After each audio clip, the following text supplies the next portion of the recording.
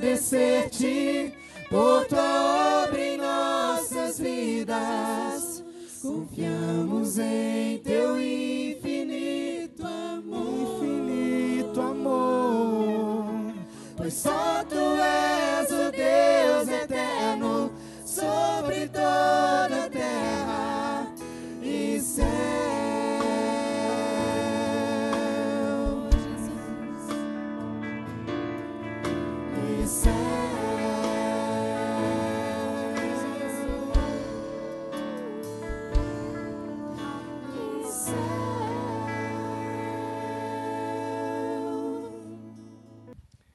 Boa noite, amados irmãos. Quero saudá-los com a graça e a paz de Jesus.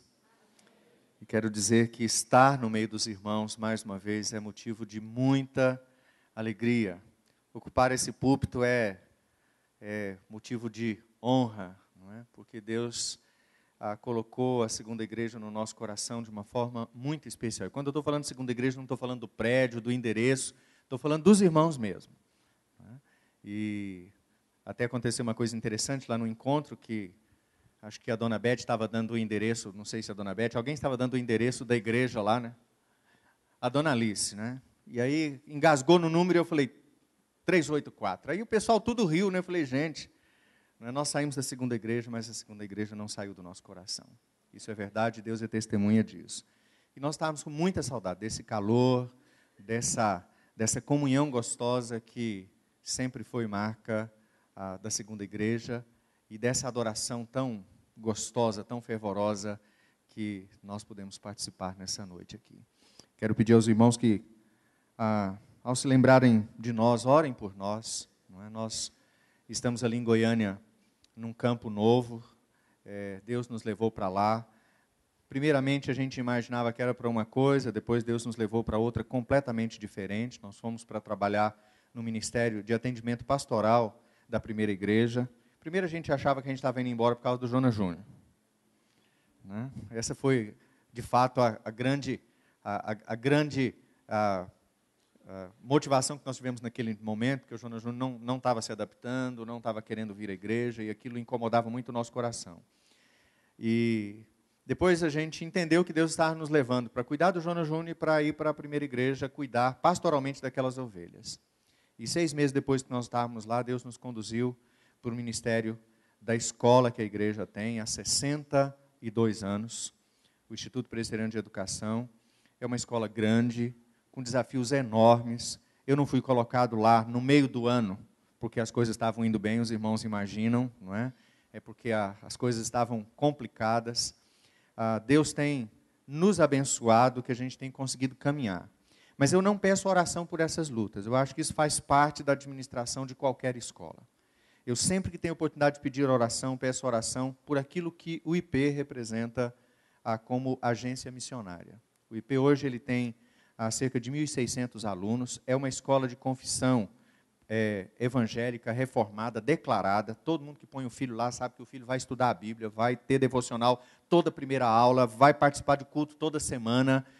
Nós temos um capelão de tempo integral, nós temos uma série de professores que são contratados especificamente para trabalhar com a vida espiritual dos alunos. E os irmãos sabem que fazer isso é a mesma coisa de pisar no terreno do inimigo. Então a gente entra numa guerra espiritual muito grande.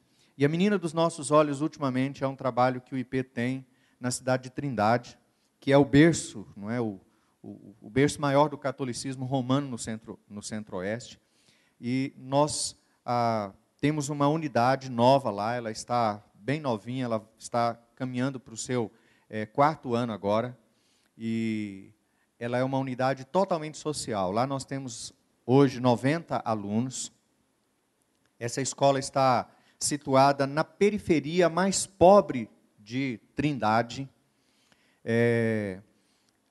Essas crianças, a maioria delas são filhos de ciganos, porque nós estamos no meio da 2ª maior colônia de ciganos do Brasil. Tem cerca de 4.000 ciganos morando naquela região ali, especialmente naquele bairro, na Vila Samara.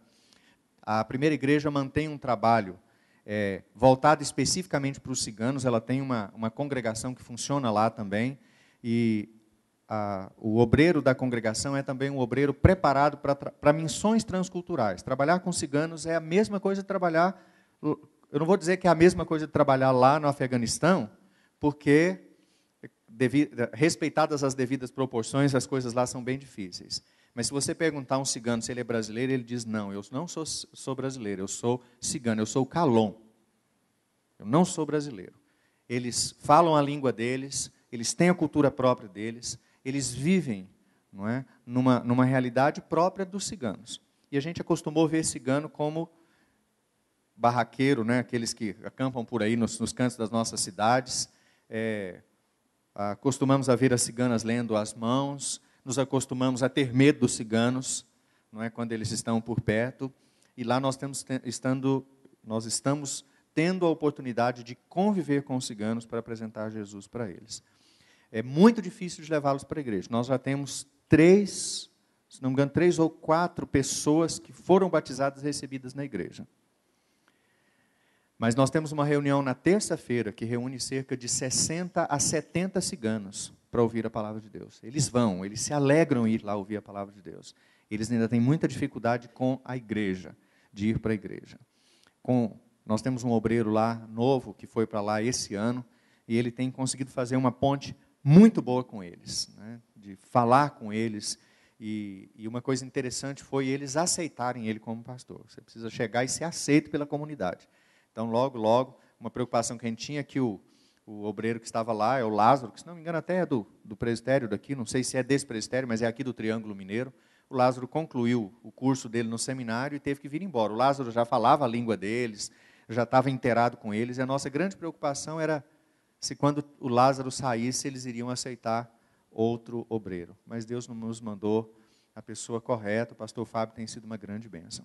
Eu queria que os irmãos orassem por isso. Não é? Nós temos realmente visto no IP uma agência de missões urbanas e agora, através desse trabalho lá em Trindade, também uma agência de missões transculturais. No Dia das Mães agora, o IP distribuiu mais de 900 Bíblias para as mães. O presente Dia das Mães, não é, que o IP deu foi. E estamos nos preparando para o Dia dos Pais fazer algo semelhante também.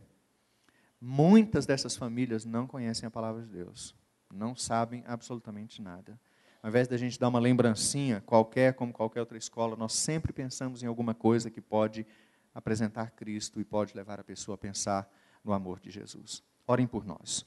Não quero gastar mais tempo com isso, quero apenas fazer mais um agradecimento à Dona Alice e à coordenação do Ministério da Terceira Idade pelo convite precioso. Como foi bom participar com os irmãos. Não é? Como foi bom aquela comunhão gostosa, o partilhar da palavra e os desafios que o Senhor colocou diante de nós ali, nesses dias que nós estávamos lá. Agradeço muito mesmo. Agradeço ao pastor Honório também a oportunidade de compartilhar a palavra com a igreja. Obrigado, pastor. Deus abençoe seu ministério, abençoe sua vida e abençoe esse rebanho que é muito amado, com certeza. Eu quero compartilhar com os irmãos hoje. Eu vou dizer que é o final de tudo aquilo que nós conversamos lá no encontro da terceira idade. E nós falamos sobre muitas coisas relacionadas à terceira idade, pensando no tema que foi proposto para o encontro, que é: você está velho, mas ainda há muita terra para ser conquistada. Isso foram palavras do Senhor para Josué, já na sua terceira idade, quando Josué já tinha conquistado a terra, já tinha entrado para a terra, mas agora o Senhor diz para ele: olha, Josué, não acabou o serviço, não acabou a obra. Tivemos a oportunidade de ser desafiados a não nos conformarmos com a velhice, ou pelo menos não olhar para a velhice como sendo algo ruim, penoso, difícil. Pelo contrário, é um tempo de oportunidades de Deus para a nossa vida. É um tempo de provar a nossa fé, é um tempo de testemunho, é um tempo de olharmos para as novas gerações e dizer: eu preciso ser modelo, eu preciso ser testemunho, eu preciso ser estímulo para aqueles que estão vindo após mim. Conversamos um pouco também sobre a grandeza, não é? Do amor de Deus que, estando em nós, deve ser partilhado. E é assim que nós conquistamos. Não há outra maneira de conquistarmos a não ser através do amor de Deus. E agora nós queremos compartilhar um pouquinho com os irmãos sobre algo muito importante que tem a ver com a honra que nós devemos dar àqueles que são mais velhos e àqueles que nos precederam, aqueles que vieram antes de nós. Eu vou ler um texto que fala exatamente disso. E fala da importância, inclusive, de nós considerarmos aqueles que já se foram e que serviram de modelo de fé e de compromisso com o Senhor. Vamos ler Hebreus capítulo 13. Hebreus capítulo 13. Eu quero ler apenas o versículo 7 e depois nós vamos andar um pouquinho aí do versículo 1 até o versículo 7, mas a base é o versículo 7. Hebreus, capítulo 13, versículo 7. Eu quero convidar os irmãos para lermos todos juntos essa porção das Escrituras. Hebreus capítulo 13, verso 7. Vamos ler juntos? Mesmo assentados, leiamos. Lembrai-vos dos vossos guias, os quais vos pregaram a palavra de Deus, e considerando atentamente o fim de sua vida, imitai a fé que tiveram. Vamos orar ao Senhor. Pai, nós acabamos de ler a Tua palavra, crendo que essa palavra é poder de Deus sobre as nossas vidas, para nos ensinar, para nos corrigir, nos admoestar, para nos preparar para toda boa obra em Cristo Jesus. Ó Deus, fala ao nosso coração nessa hora. Usa essa palavra, ó Deus querido, de forma poderosa na vida e no coração, ó Deus, de cada um aqui. Daqueles, ó Deus, que estão aqui hoje, independente da idade, e que podem olhar para trás, ó Deus, e considerar atentamente no exemplo, na vida, no testemunho daqueles que já se foram. Daqueles que estão aqui agora e que ainda jovens podem olhar para a vida daqueles que já mais velhos, mais experientes na fé, têm muito a ensiná-los. E, ó Deus, também, ó Deus querido, fala ao coração daqueles que, estando na terceira idade, ó Deus, podem reconhecer, ó Deus, na mensagem desse texto, uma motivação para viverem uma vida digna de ser imitada, mesmo depois que eles partirem daqui. Nós oramos humildemente no nome de Jesus. Amém, Pai. Quero começar contando uma história para os irmãos. A história de uma senhora que eu não sei o nome dela. Eu fiquei sabendo da história dessa senhora numa mensagem que eu recebi há muitos anos atrás e depois eu perdi essa mensagem, lamentavelmente. Mas era o testemunho de um pastor, um pastor contando a história de uma senhora da sua igreja. Essa senhora começou a frequentar a igreja, ninguém sabe como, nem porquê ela frequentou, ela veio para a igreja, mas ela era uma pessoa muito simples, muito pobre, vivia sozinha, numa pequena casa, num casebrezinho, e essa pessoa começou a frequentar a igreja e se tornou extremamente assídua à igreja, firme em todas as coisas na igreja, participava de tudo, mas havia um problema, as pessoas não gostavam muito de andar com ela, de estar perto dela. Primeiro porque ela já era uma pessoa bem idosa, ela não andava bem vestida, nem sempre com uma higiene bem cuidada, às vezes mal cheirosa, e não era raro, ele conta, dela chegar e se assentar num banco e as pessoas disfarçadamente não permanecerem do lado dela. Durante muitos anos, essa senhora esteve presente na vida da igreja, conviveu com a igreja, frequentou a igreja o tempo todo. E essa senhora veio a falecer, ela não tinha família, foi a igreja que providenciou o sepultamento dela. E depois do sepultamento, algumas pessoas foram à casa dela para organizar as coisas e ver o que faria com os bens, os poucos bens que ela tinha. E para surpresa deles, eles encontraram uma pilha de cadernos. E folheando aqueles cadernos, eles descobriram que aqueles cadernos eram os roteiros de oração dela. Eram os cadernos de oração dela. Onde ela tinha anotado o nome de cada uma das pessoas da igreja. Com cada necessidade, cada momento da vida. E esse pastor diz assim, no meio daqueles cadernos eu descobri o meu nome em vários momentos. Não é? Quando eu fiquei muito enfermo, ainda jovem, e ela me colocou em oração e anotava também quando Deus respondia a oração, quando eu fui restaurado. Estava lá o meu nome quando eu fui apresentado diante da igreja para ir para o seminário. Meu nome permaneceu naquela lista durante todo o tempo em que eu estive no seminário. Muitas vezes com o registro do porquê que ela estava orando, pedindo, Senhor, guarda o fulano, dá a ele capacidade para aprender a Tua palavra, para ser alguém que nos ensine com alegria, com fidelidade, com amor, com clareza a Sua palavra. Senhor, confirma a vocação do Teu servo. E assim, quando eles foram lendo aqueles cadernos, aquilo foi um testemunho para aquela igreja, que de certa maneira tratou com descaso aquela senhora idosa, sozinha, com uma marca de alguém que não era bem cuidado, que não cheirava bem, que não se vestia bem, que às vezes estava suja.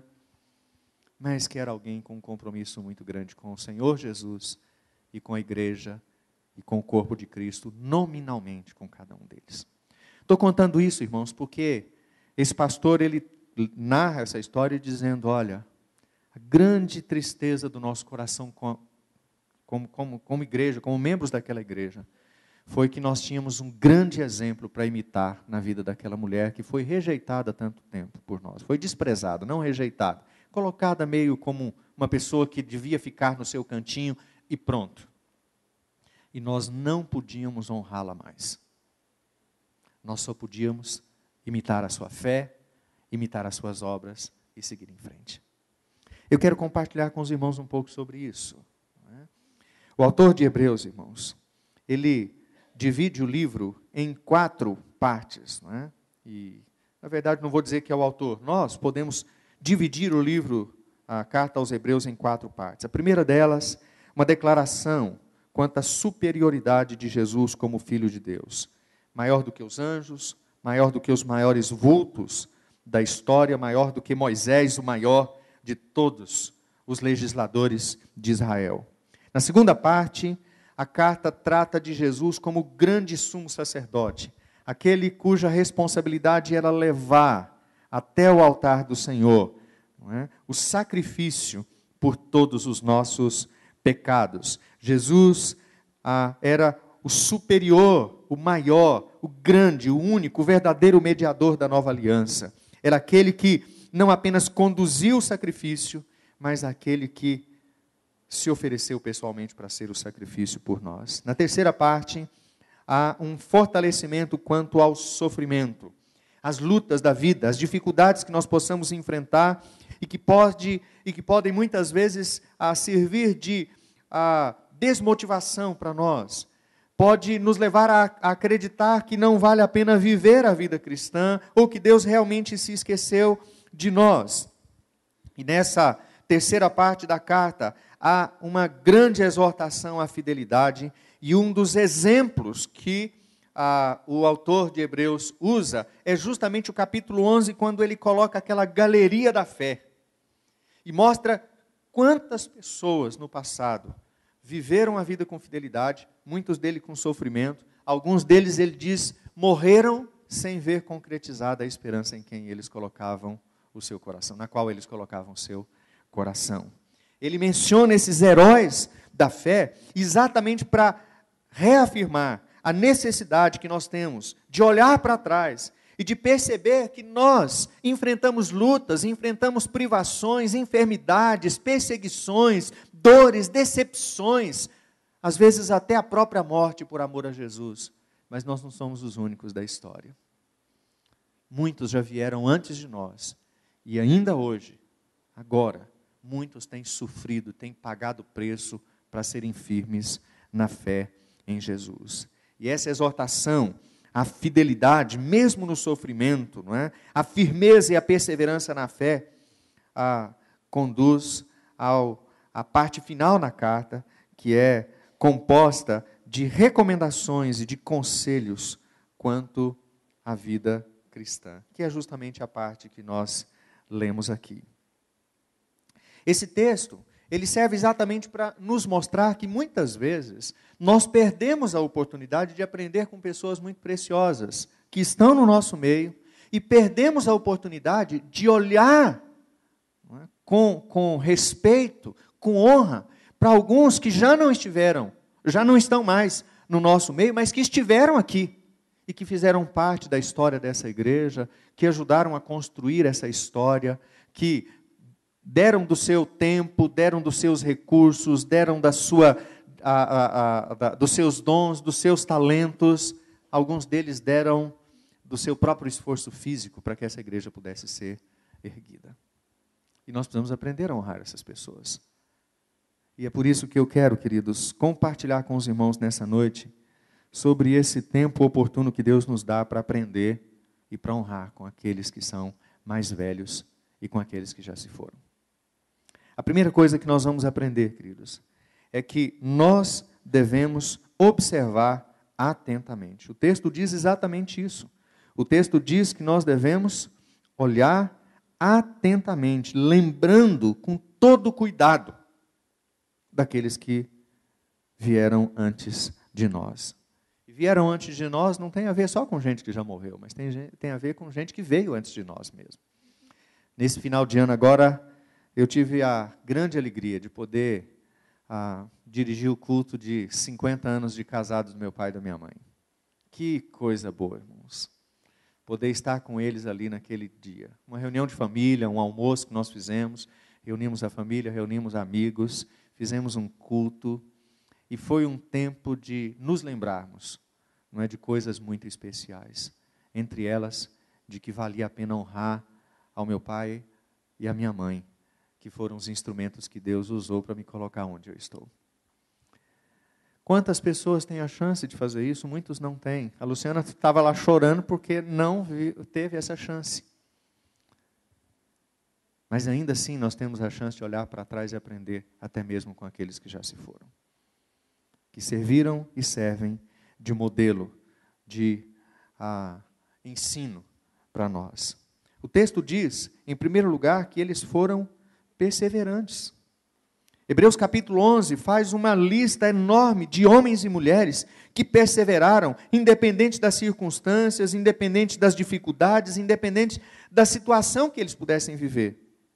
Homens e mulheres que amavam ao Senhor de verdade e que não estavam dispostos a retroceder mesmo diante da tribulação.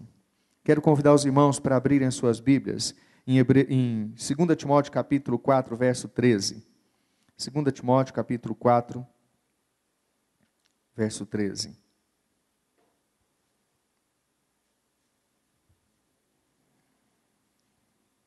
Perdão, irmãos, eu falei o contrário. 2 Timóteo capítulo 3, versículo 14. 2 Timóteo capítulo 3, verso 14.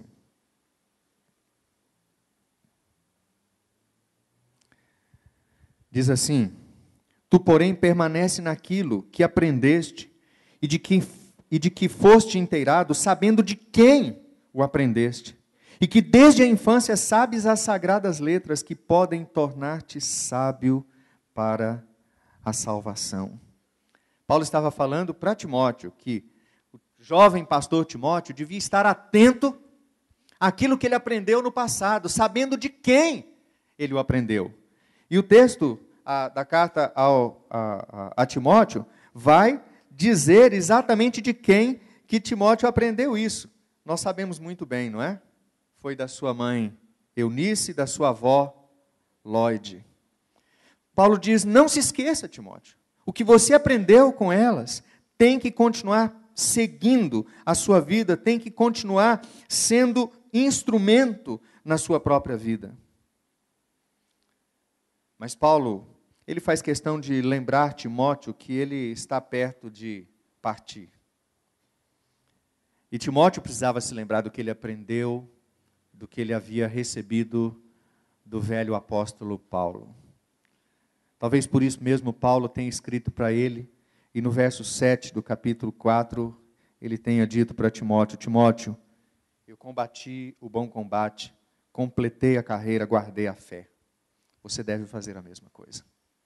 Não desista, não abandone a carreira, não desista do ministério, continue seguindo em frente. E mesmo que seja difícil, Timóteo, não perca de vista o alvo. E aí no verso 8 ele diz, já agora a coroa da justiça me está guardada, a qual o Senhor reto juiz me dará naquele dia, e não somente a mim, mas também a todos quantos amam a sua vinda. Timóteo não podia se esquecer daquilo que ele aprendeu. E ele aprendeu com pessoas que fizeram parte da sua vida, que caminharam com ele, que foram instrumentos de Deus, e que eram modelos de perseverança, de proclamação e vivência da palavra, de gente que velaram e que velam pelas nossas vidas. Alguns deles com a sua própria vida. Segundo lugar, irmãos, nós vamos aprender que é um tempo oportuno para aprender a honrar, não apenas aqueles que nos antecederam, mas é preciso aprender a honrar considerando o fim das suas vidas. Há pouco tempo, eu ouvi uma mensagem do reverendo Samuel Vieira, no sepultamento do reverendo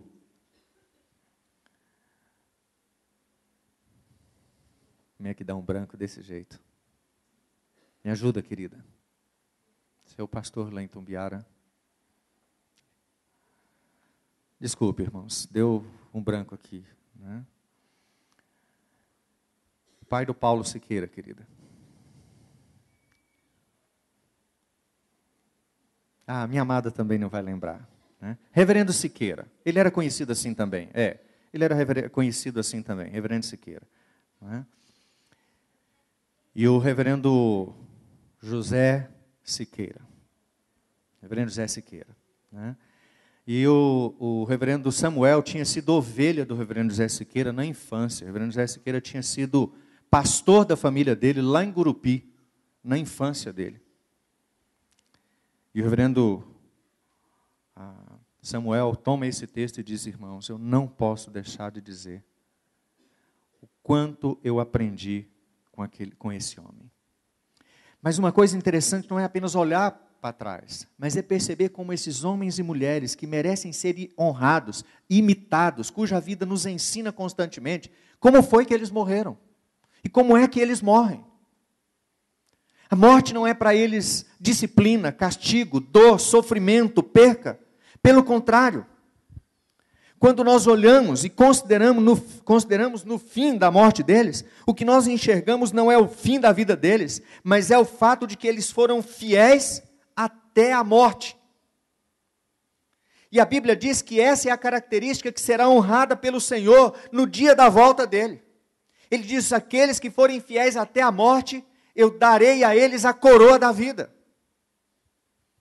E como nós devemos aprender a olhar para pessoas que, a despeito do tempo que já viveram, não desistiram, não pararam de ser fiéis, não se conformaram com esse mundo, não se abateram diante das dificuldades. Alguns que estão na caminhada e outros que foram fiéis até a morte. Perseverantes, mesmo com grandes lutas e dificuldades. E quando eu falo de lutas, eu estou falando de lutas muito grandes mesmo. Veja, Hebreus capítulo 11. Hebreus capítulo 11, os versos 32 até o verso 40. É dessas pessoas que o autor está falando, irmãos. Hebreus capítulo 11, os versos 32 até o verso 40. Veja se você consegue se pensar nessa situação. E que mais direi? Certamente me faltará o tempo necessário para referir o que há a respeito de Gideão, de Baraque, de Sansão, de Jefté, de Davi, de Samuel, dos profetas, os quais por meio da fé subjugaram reinos, praticaram a justiça, obtiveram promessas, fecharam a boca de leões, extinguiram a violência do fogo, escaparam ao fio da espada, da fraqueza tiraram força, fizeram-se poderosos em guerra, puseram em fuga exércitos de estrangeiros. Mulheres receberam pela ressurreição os seus mortos, alguns foram torturados, não aceitando o seu resgate para obterem superior ressurreição, outros, por sua vez, passaram pela prova de escárnios e açoites, sim, até de algemas e prisões, foram apedrejados, provados, cerrados pelo meio, mortos a fio de espada, andaram peregrinos, vestidos de peles de ovelhas e de cabras, necessitados, afligidos, maltratados. E aqui vai uma parte fantástica, não é? Homens dos quais o mundo não era digno, errantes pelos desertos, pelos montes, pelas covas, pelos antros da terra. Ora, todos estes que obtiveram bom testemunho por sua fé, não obtiveram, contudo, a concretização da promessa, por haver Deus provido coisa superior a nosso respeito, para que eles sem nós não fossem aperfeiçoados. É como se o autor de Hebreus estivesse dizendo: olha, nós somos a honra e a glória deles, porque a fidelidade deles chegou até nós. Se eles tivessem desistido lá atrás, se eles tivessem retrocedido diante da ameaça da morte, talvez nós não tivéssemos recebido a fé aqui. E é por isso que o Senhor é tão duro com Tomé, quando Tomé duvidando, não é? E dizendo: Senhor, se eu não pôr a mão no buraco dos cravos, se eu não ver aonde a lança penetrou o teu lado, eu não creio. E quando o Senhor mostra as mãos, ele diz: Senhor, eu creio, meu Deus, meu Senhor. E ele diz: bem-aventurados os que não viram e creram. Nós não precisamos passar por nada nisso, mas outros passaram. Nós estamos aqui assentados confortavelmente numa igreja bonita, bem iluminada, com um som bem adequado, com um data show, com tudo que nos favorece. Mas antes de nós, outros se reuniram em lugares bem diferentes desse aqui para que essa igreja nascesse. São pessoas que foram motivadas tão somente pela sua fé, perseveraram, e nós devemos considerar na vida deles. Alguns que já partiram, e nós devemos considerar na partida deles, como eles foram fiéis até a morte. Isso faz sentido para você? Será que vale a pena a gente honrar pessoas assim, que fizeram tanto e que servem ainda tanto de testemunho para a nossa vida?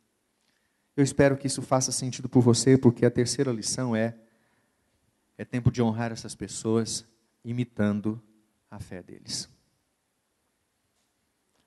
Nós honramos essas pessoas não apenas falando bem delas. Colocar uma placa aqui na porta da igreja de alguma dessas pessoas, dar o nome numa sala, num prédio, não vai mudar muita coisa para a vida delas. Mas nós podemos honrá-las à medida em que a fé que elas viveram e pregaram faça parte da nossa vida. A primeira coisa que a gente vai aprender aí, queridos, é que nós imitamos a fé deles, que é a mesma fé que nós professamos. A fé em Jesus. A fé que eles colocaram tão somente no Salvador, que os motivou a viver tudo, a enfrentar tudo, a perder até a sua própria vida. Porque criam. E porque não estavam dispostos a negar a sua fé. E sabe, irmãos, até aqueles grandes vultos lá do Velho Testamento fizeram isso, e nós sabemos que com base na mesma esperança. Era crendo na promessa do Messias. Era crendo que Deus haveria de mandar aquele que nasceria para pisar a cabeça da serpente. Homens que pagaram o preço. Aqueles que nós vimos no texto que lemos agora há pouco. Alguns deles que, para não negar a sua fé, foram jogados na cova dos leões, foram lançados na fornalha acesa, foram mortos ao fio da espada. Homens como João Batista, que depois de apontar para o Salvador e dizer, é a Ele que vocês devem seguir, teve a sua cabeça decepada. Por isso, queridos, a fé é em Jesus, sim. Nós não estamos aqui para cultuar essas pessoas, nós não estamos aqui para honrar essas pessoas como se elas fossem a motivação e como se elas fossem a razão e o objeto da nossa fé. Nós estamos aqui para olhar para elas e entender que vale a pena seguir na caminhada cristã, que vale a pena servir a Jesus, porque nós temos testemunhos disso, nós temos pessoas que pagaram o preço por isso, gente que amou o Senhor e amou até o fim. E aí, queridos, basta ler a galeria da fé. Eles viveram, perseveraram, passaram, mas a fé deles, o testemunho deles, o exemplo deles, o alvo que eles tinham, que era Jesus, continua sendo o mesmo. E nós ainda somos desafiados a viver assim. Talvez por isso o mesmo versículo seguinte desse que nós lemos, não é? Seja Jesus Cristo é o mesmo ontem, hoje e o será para sempre. Homens e mulheres passam, mas nós aprendemos com eles a crer no mesmo Jesus. Tiago, quando escreve, ele escreve para aquele povo que estava na dispersão e diz, não desanimem, porque Elias era homem semelhante a nós, e orou, e Deus ouviu a oração dele. O que ele estava dizendo é, sigam o exemplo de Elias. Olha como Deus usou aquele homem. E assim nós temos toda uma galeria, não apenas aquela lá de Hebreus capítulo 11, mas cada uma das nossas igrejas tem uma galeria de homens e mulheres que podem ser imitados na sua fé. E assim eu quero concluir com algumas aplicações bem simples. Primeiro, será que, diante de tudo que nós vimos, será que nós realmente temos valorizado aqueles que são mais velhos como exemplos de vida cristã? E aí eu vou inverter a questão. Será que aqueles que estão mais velhos, e eu já estou chegando aí também, será que eu tenho me colocado diante do Senhor e tenho vivido uma fé que merece ser imitada por aqueles que vêm depois de mim? Devemos considerar como viveram e como vivem, melhor dizendo, aqueles que vieram antes de nós. Será que olhando, convivendo com esses irmãos da terceira idade nesses 2 dias ali no Manaim, eu saí de lá com o coração cheio de alegria, porque eu acho que tem algumas pessoas ali que precisam ser imitadas. Quando eu acho que eu estou querendo entregar os pontos, eu olhei para algumas pessoas lá e dizer, não dá para entregar os pontos. Eu tenho que imitar a fé, o procedimento, a fidelidade, a disposição, o amor, o compromisso que aqueles irmãos queridos têm vivido. E aí eu quero fazer algumas perguntas para a gente terminar. Para todos nós, qual é o legado que nós estamos deixando? O que é que nós estamos deixando para as gerações futuras? Tem muita gente que está deixando casa, bens, conta bancária recheada. Tem gente que está deixando carreira, está dando faculdade, está dando tudo. Mas será que nós estamos dando para as novas gerações a mesma coisa que aqueles homens e mulheres da galeria da fé, que foram considerados dignos de estar nas Escrituras como exemplo de fé? Homens e mulheres que a Bíblia diz que o mundo não era digno deles, mas que eles foram considerados dignos de constar nas Escrituras como exemplo de fé. Será que nós estamos prontos para deixar o mesmo legado? Salmo 42, verso 12 a 14 diz: percorrei a Sião, rodeai-a toda, contai-lhe as torres, notai bem os seus baluartes, observai os seus palácios, para narrardes às gerações vindouras que este é Deus, o nosso Deus para todo sempre. Ele será o nosso guia até a morte. Que conselho, hein? Vamos ler juntos? Salmo 48, 12 a 14. Vamos ler juntos?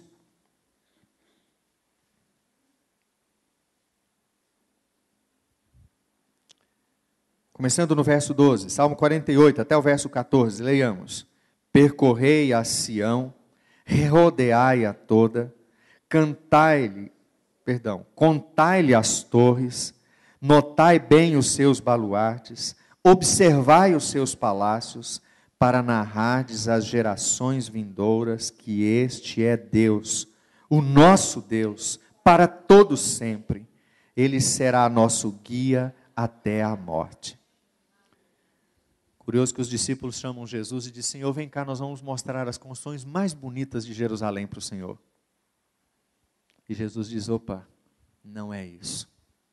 Deus não mandou o povo percorrer Jerusalém, olhar os palácios, observar as torres, os baluartes, para dizer: olha que coisa bonita que nós construímos. Deus mandou olhar para Jerusalém e dizer: vejam, essa cidade é o testemunho de que o nosso Deus é Deus. E que Ele será o nosso Deus até a morte. E para quem que eles deviam contar isso? Para as novas gerações. Qual é o legado que nós deixaremos para as novas gerações? Segundo lugar, nossa fé poderá ser imitada. O verso 8 diz que nós devemos considerar naqueles que viveram antes de nós e devemos imitar a fé que eles tiveram. Hebreus capítulo 11 cita uma grande lista de homens e mulheres que deviam ser imitados na sua fé. Fé digna de ser imitada. Além do legado que nós estamos deixando, será que o legado que nós estamos deixando é bom? É bom o suficiente para que outros possam imitar? Eu, quando olho ao nosso redor, eu vejo tantas cabeças brancas que a gente devia imitar. E eu me lembro de outros que já se foram e que deveriam ser imitados no seu procedimento, na sua fé, no seu amor, na sua pureza, na sua fidelidade. Outro dia eu estava me lembrando de um grande amigo meu, uma pessoa que eu conheci na época que eu estava no seminário, e fiquei conhecendo ele porque o meu colega de quarto se casou com a filha dele. Poucas vezes eu vi um homem que colocou tanto o coração nas mãos do Senhor. Ele já foi para o céu, mas eu me lembro do seu Silvano e me lembro de alguém que eu gostaria de imitar na fé, no procedimento, na pureza, na fidelidade, no amor e no compromisso que ele tinha com o Senhor em todas as coisas. Tanto que o dia que ele partiu, eu liguei para a filha dele, lá em Campinas, e disse: como é que você está? Ela disse: pastor, como é que nós não vamos estar bem? Meu pai morreu do jeito que ele sempre viveu, servindo, amando e glorificando o nome do Senhor. Meu pai cumpriu plenamente aquilo que a Bíblia diz, não é? Preciosa é aos olhos do Senhor a morte dos seus santos. Não estamos tristes, estamos com saudade, mas não tristes. Terceiro lugar, queridos. Aliás, antes eu esqueci de citar o apóstolo Paulo, né? Paulo sabia do legado e sabia de como ele vivia. Por isso Paulo tinha coragem de fazer uma coisa que muitos de nós não têm coragem de fazer. 1 Coríntios 11:1, Paulo diz: sede meus imitadores, como eu sou de Cristo. Um dia eu lembro que um colega meu do seminário perguntou para um professor, falou assim: mas como pode Paulo falar uma coisa desse? Ele disse: não, mas isso é só o apóstolo, eu não concordo com o meu professor de jeito nenhum. Paulo estava dizendo, como vida cristã, todos nós devemos viver de tal maneira que aqueles que não conhecem a Cristo possam ver Cristo refletido nas nossas vidas. E a última coisa que eu quero deixar com os irmãos: será que as nossas obras vão nos acompanhar?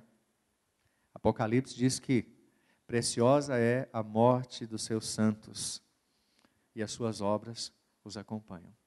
Será que o dia que nós partirmos, será que as nossas obras vão nos acompanhar de forma que elas continuem testemunhando e honrando o nome do Senhor? Algumas coisas que eu quero destacar, e eu quero pedir aos irmãos que abram a sua Bíblia aí em Hebreus capítulo 13, agora a partir do primeiro verso. Primeiro, será que nós podemos realmente dizer que o amor fraternal tem feito parte da nossa vida? E será que nós temos enxergado esse amor fraternal na vida de outras pessoas, especialmente das gerações mais velhas? Será que nós temos praticado a hospitalidade? Porque o texto diz que a hospitalidade não é uma possibilidade no meio do povo de Deus, pelo contrário, é um privilégio, é um dever que nós temos, porque alguns, sendo hospitaleiros, hospedaram anjos sem saber. Será que nós temos nos lembrado dos encarcerados, da mesma forma como se nós estivéssemos presos com eles, dos que sofrem maus tratos, como se com efeito nós mesmos estivéssemos sendo maltratados? Isso é tão importante, irmãos, que Jesus diz que no dia que Ele voltar, Ele vai dizer para alguns: olha, eu estive preso e você não foi me visitar, eu estive com fome e você não me deu o de comer, eu estive nu e você não me deu de vestir. E muitos vão perguntar: Senhor, quando foi que nós vimos o Senhor desse jeito? E Jesus vai dizer: sempre que vocês deixaram de fazer a um desses pequeninos, vocês deixaram de fazer a nós. Uma coisa que eu sempre aprendi com a minha mãe, desde cedo, é que sempre teve um prato de comida para oferecer para aqueles que batessem na porta da casa da minha mãe. Mesmo que ela tivesse medo de deixar essa pessoa entrar para sentar no alpendre dela lá, ela dizia: espere um pouquinho, eu vou providenciar um prato de comida para você. Será que nós temos vivido assim? E será que nós temos honrado aqueles que antes de nós viveram dessa maneira? Mais do que isso, quantas pessoas mais velhas do que nós conhecemos, cujo matrimônio é digno de honra? Gente que a gente olha para o casamento deles e diz: eu quero chegar lá. Eu tive o privilégio de ver isso na vida do meu pai e da minha mãe. Mas não só na vida do meu pai e da minha mãe, na vida do seu Silvano, que eu citei agora há pouco aqui, de tantos outros homens e mulheres, alguns aqui dessa igreja, que eu olhei, que eu tive a oportunidade de conviver mais de perto e dizer: pai, me ajuda a viver uma vida cristã de forma que eu tenha um matrimônio como esses dois irmãos têm. Pessoas que você conheceu e que já partiram, e que até hoje devem ser exemplo de um matrimônio santo, honrado, de um leito sem mácula alguma. Será que nós amamos ao dinheiro mais do que a Deus? Será que nós não amamos ao dinheiro mais do que a Deus? O texto diz que nós devemos tomar cuidado de não sermos avarentos. E quando o texto diz que nós devemos imitar aqueles que não foram avarentos, é porque, na verdade, a Bíblia trata a avareza como idolatria. Amor ao dinheiro é raiz de todos os males. Alguns são avarentos até na hora de dar o dízimo. E talvez alguns não aprenderam com um casal que já foi, Ananias e Safira. E que são exemplo de gente que não deve ser imitado. E que na hora de se apresentar diante do Senhor, se apresentaram com uma oferta mentirosa. E foram duramente penalizados pelo Senhor por causa disso. Contentamos-nos com as coisas que nós temos. Há contentamento no nosso coração. Quantas pessoas você conhece, mais velhas do que você, que aprenderam a viver contentes em toda e qualquer situação, como o apóstolo Paulo, que aprenderam a fazer do pouco o suficiente e o mais do que suficiente para honrar e glorificar o nome do Senhor?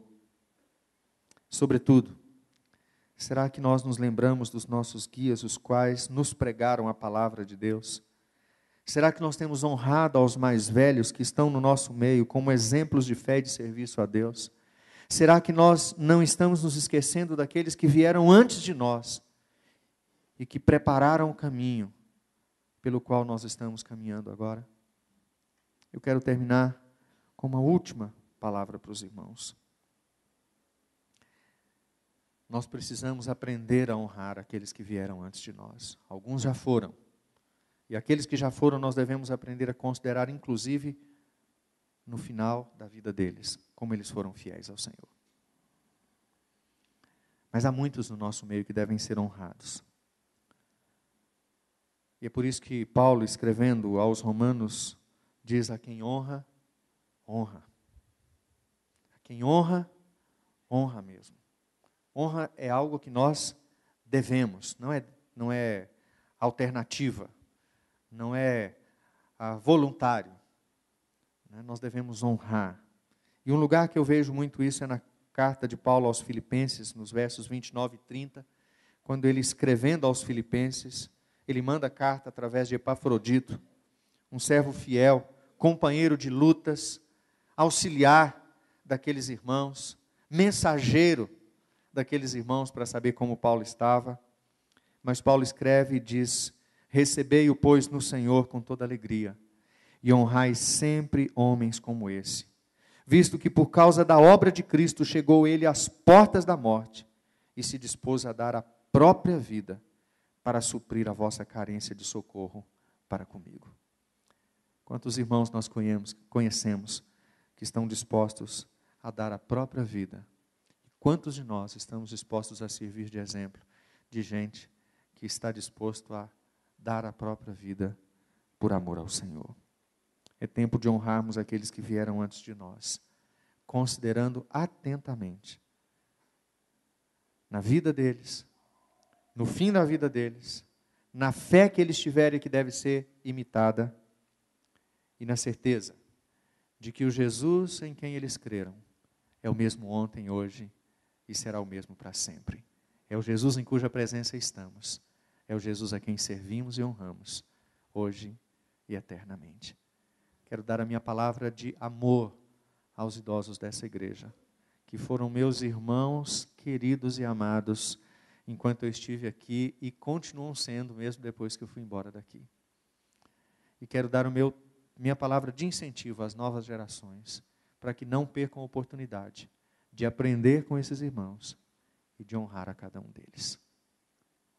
Deus nos abençoe. Vamos orar ao Senhor. Pai, diante da Tua palavra nós nos curvamos, reconhecendo o valor da vida antes de tudo, ó Pai.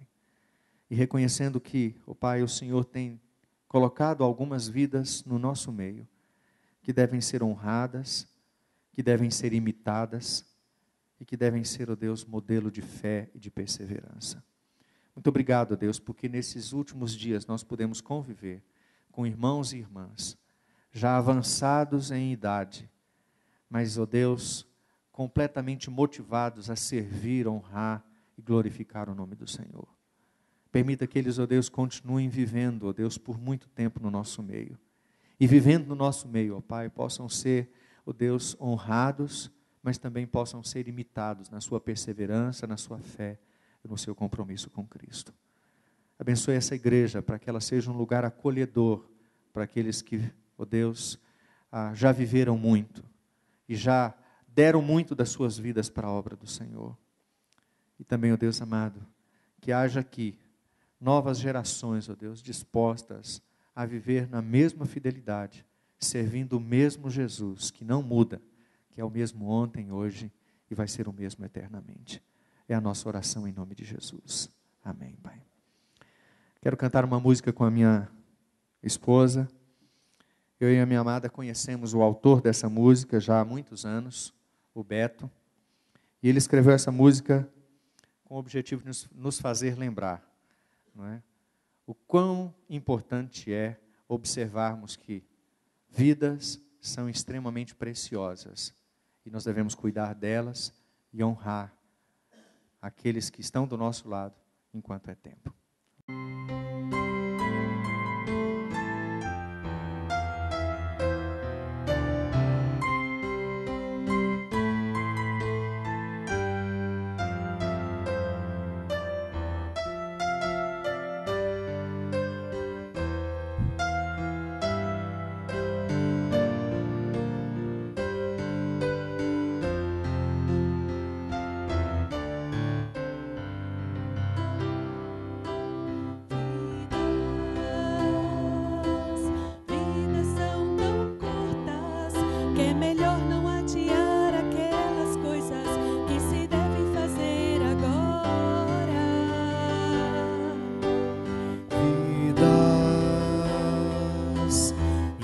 São tão frágeis que é melhor não descuidar de tais tesouros que se podem ir a qualquer hora. Quem conhece o amanhã, quem sabe quanto tempo terá aqui?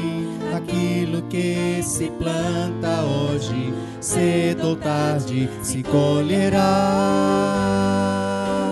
Quero viver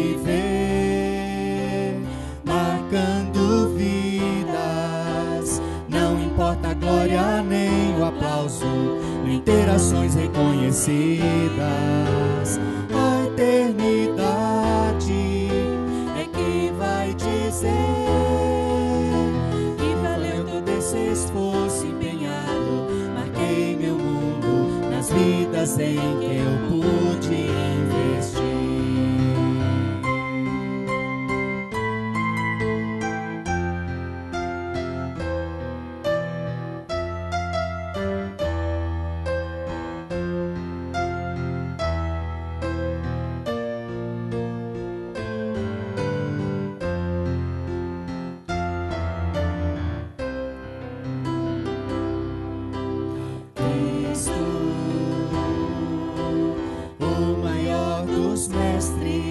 Pouco tempo esteve a ensinar aqueles com quem dividiu suas glórias. E hoje continua acesa a ardente chama que moveu tais homens a viver e transformar a história. Quem conhece o amanhã, quem sabe quanto tempo terá aqui? Aquilo que se planta hoje, cedo ou tarde se colherá. Quero viver marcando vidas, não importa a glória nem o aplauso, nem ter ações reconhecidas. A eternidade é quem vai dizer que valeu todo esse esforço empenhado. Marquei meu mundo nas vidas em que eu pude investir. Quero viver marcando vidas, não importa a glória nem o aplauso, nem ter ações reconhecidas. É quem vai dizer que valeu todo esse esforço empenhado. Marquei meu mundo nas vidas em que eu